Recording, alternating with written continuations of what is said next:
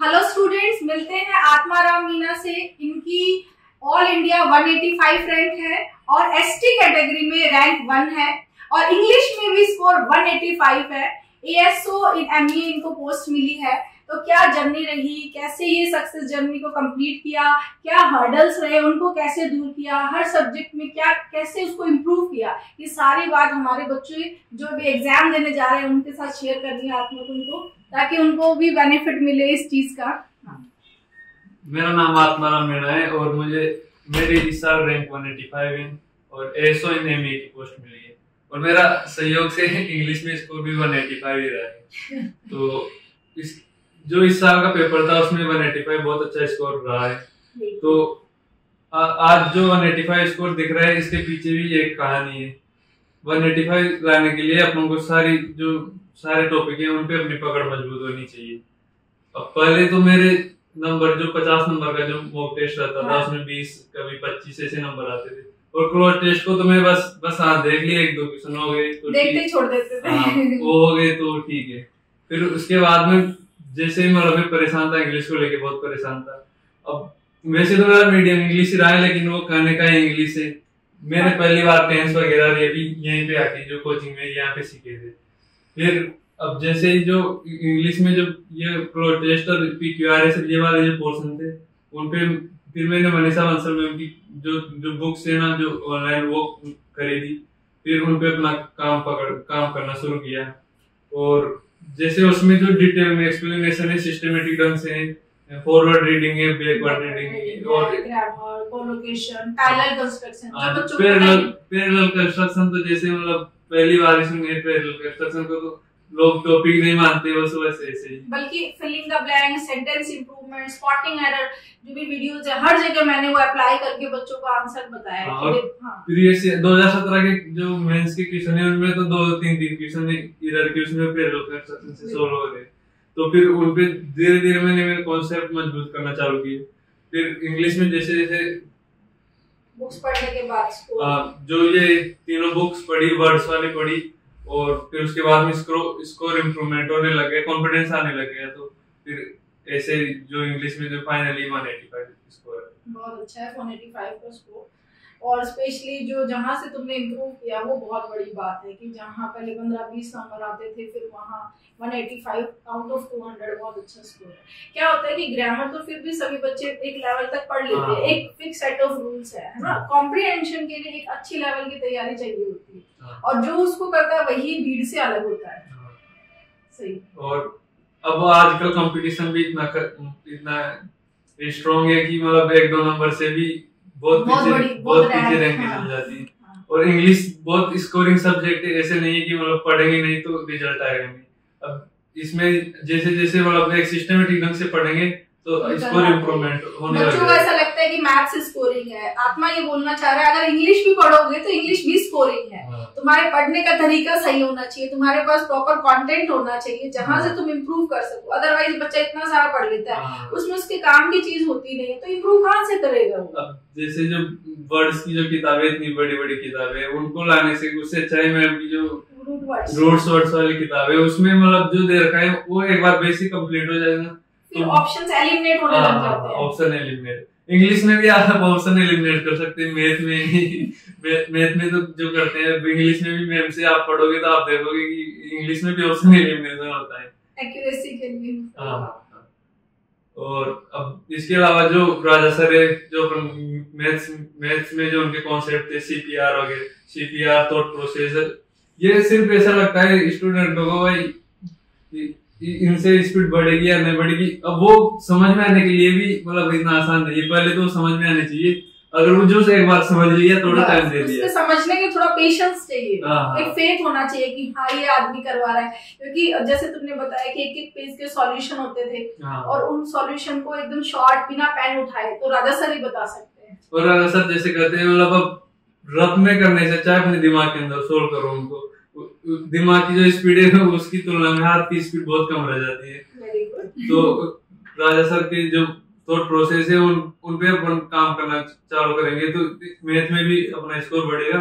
और इंग्लिश में है जो इंग्लिश में भी मैम के साथ मैम के जो वीडियो है और लास्ट में मेंस के टाइम जो एरर वाले क्वेश्चन थे वो मैंने 10 घंटे की वीडियो डाल रखी है अपने, तो मैं डेली उसको आधा घंटे 40-40 मिनट के देखे जाता था। 5-6 दिन में कंप्लीट हो गया। और जो मतलब एग्जाम देने गया, एग्जाम दे रहा था तो बस ऐसे लग रहा था जैसे वीडियो में क्वेश्चन आया है रोज सोल्व कर रहे हैं, मतलब कुछ ऐसा नया कुछ लगाने हैं वहाँ पे। सही बात है। और बाकी सब्जेक्ट्स को, और जैसे कभी डिमोटिवेशन होते तो जैसे डिमोटिवेट हुए, मन में ऐसे लगा कि नहीं कर पाऊंगा, तब क्या करते थे? तो डिमोटिवेशन सबसे बड़ा तो जो लॉकडाउन लगा था ना उस टाइम पे, मतलब सब जो दोस्त वगैरह थे सब गांव चले गए थे, मैं यहाँ पे अकेला ही रहता था।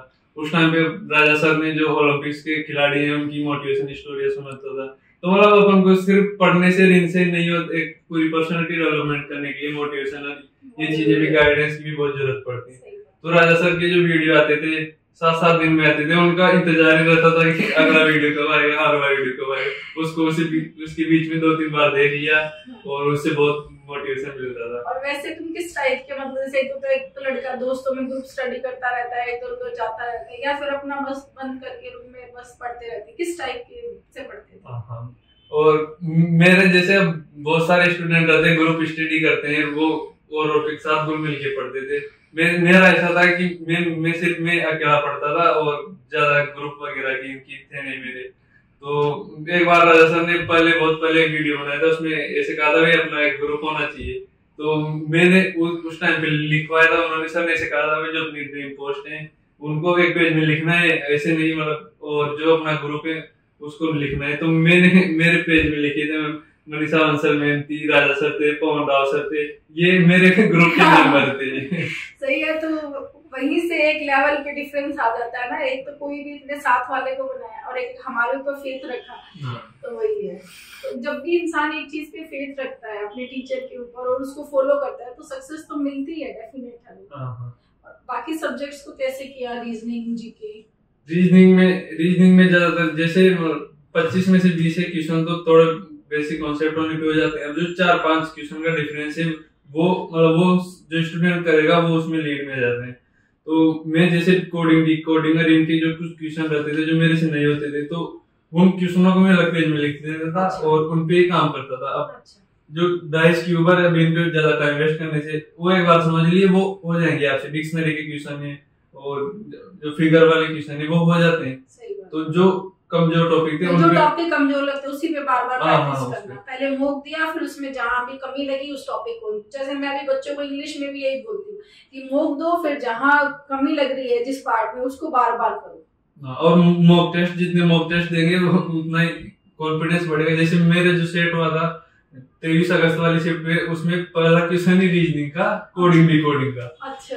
और मेरा बहुत कमजोर पार्ट था वो, तो मैं देख के समझ गया मैंने भाई अपन को फंसा रहे हैं, तो उसको मैंने लास्ट के लिए छोड़ दिया था। स्किप की जो आती है वो एक दिन में डेवलप नहीं होती, उसके लिए वो लगातार प्रैक्टिस करने से मार्क एज रिव्यू और ये बार-बार। तो उस क्वेश्चन को मेरे पास लास्ट में 3 मिनट बच गए थे, तो मैंने फिर उसको किया। तो उसके बाद में भी 2 ऑप्शन तक एलिमिनेट हो गया, 2 ऑप्शन रह गए। फिर मैंने सोचा भाई चलो इतने किए तो ये क्वेश्चन भी कर ही देते। तो उसमें फिर मेरे 50 में 50 रहते रीजनिंग में, लेकिन वो क्वेश्चन तो आज भी मेरे से नहीं होता।